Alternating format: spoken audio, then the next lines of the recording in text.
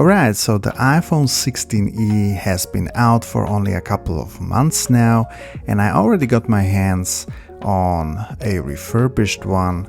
Or maybe this was just a returned unit. Honestly, who knows? But what I do know is that this is probably the weirdest iPhone Apple made in years, because it has no MagSafe. It's got only one camera, and this thing right here is somehow more expensive than a used iPhone 15 Pro Max. So why this thing even exists, and who is actually buying it? Now, if you're watching this on a 16 Pro Max or some other flagship, yeah, this phone is probably not for you, but for a lot of people, this might actually be the perfect iPhone.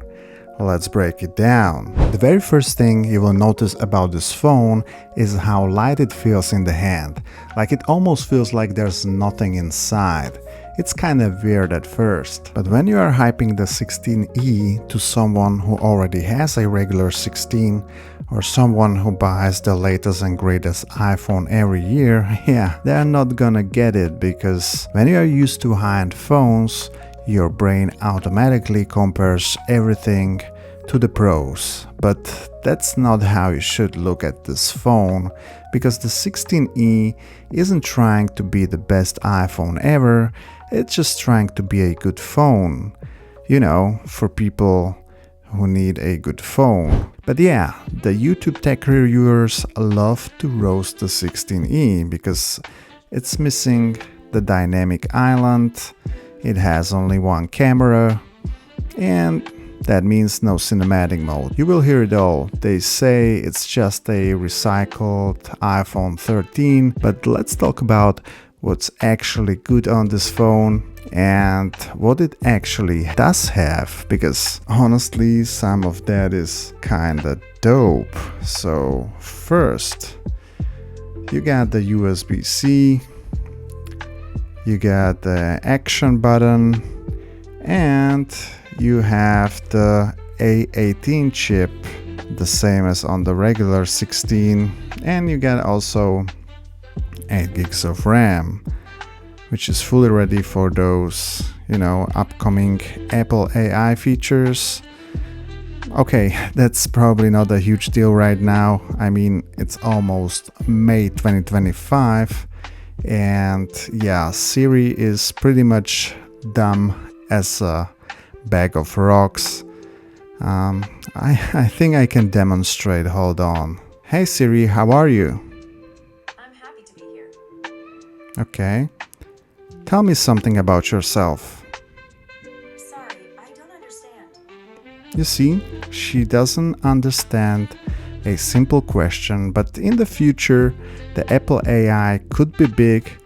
At least I hope so, because this is kinda embarrassing for now. Anyway, here's the thing. When I first started testing the 16e, I kept comparing it to my 15 Pro Max, and honestly I found myself picking up the 16e way less, which kinda surprised me. See, the Pro models are designed to pull you in, snap photos, shoot videos, game, edit, tweak, it's always something. But the 16e, it's for people who don't want to be glued to their phone all day. I mean, it's for folks who just need the basics, right? Stay connected, send messages, check maps, get stuff done. They are not watching YouTube for 6 hours straight or endlessly scrolling TikTok. I mean, you can do that on the 16e, but yeah, it's not begging you to. It's just a phone, a tool, and for some people, that's exactly what they want. Alright, so who's the iPhone 16e actually for? Because if you're buying a phone for your kid, sure, you could grab an older iPhone, but in a year or two, this phone might stop getting updates, and then you're back to square one buying another one. So If you factor in the software support and security updates, the 16e stands to make a lot of more sense than, say, an iPhone SE2 or SE3 of Facebook Marketplace, because these phones are already aging and are not as snappy. So if your kid wants to play a game, the 16e is gonna handle it way better than this one with just 3 or 4 gigs of RAM. And if you're thinking about an iPhone 12 or 12 mini, I mean, the kids don't need MagSafe or 2 cameras just to send a picture on iMessage, right? What matters is the power, the RAM, the USB-C, and the fact that it will last. And honestly, hold on.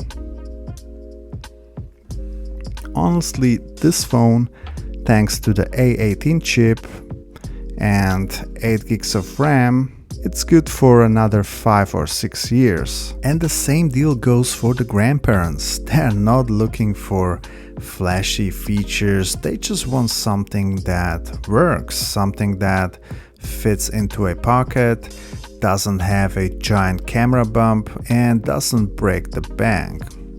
Oh, and the battery life?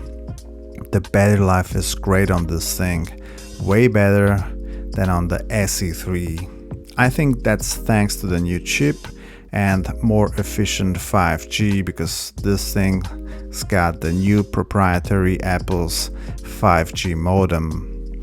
And I have seen people getting 2 days on a single charge. Now, of course, that depends on how you use it. If you're binge watching TikToks all day, good luck with that. But if you're on a weekend trip and forget your charger, you're probably fine. So yeah, kids, grandparents, minimalists, even companies, that's who the old SE was for. And this phone is for the same group of people. Now sure, the 16e costs more than the last SE, but this thing is way closer to an iPhone 16 than the SE ever was to an iPhone 13. Alright, now let's wrap this one up. Do I like the iPhone 16e? Honestly, the biggest surprise is how light it feels in the hand and how non-addictive it is. It's kinda its secret weapon. Like with my iPhone 15 Pro Max, the second I unlock it, I'm scrolling, emailing, snapping pictures.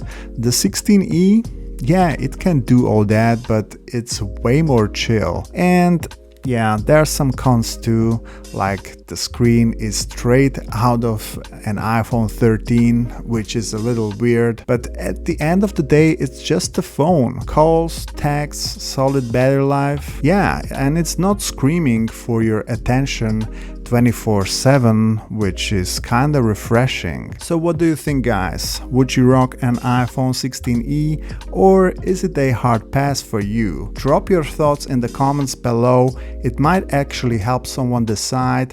That's all from me today. Thanks for watching. I'm Joey, and I'll catch you in the next one. Peace.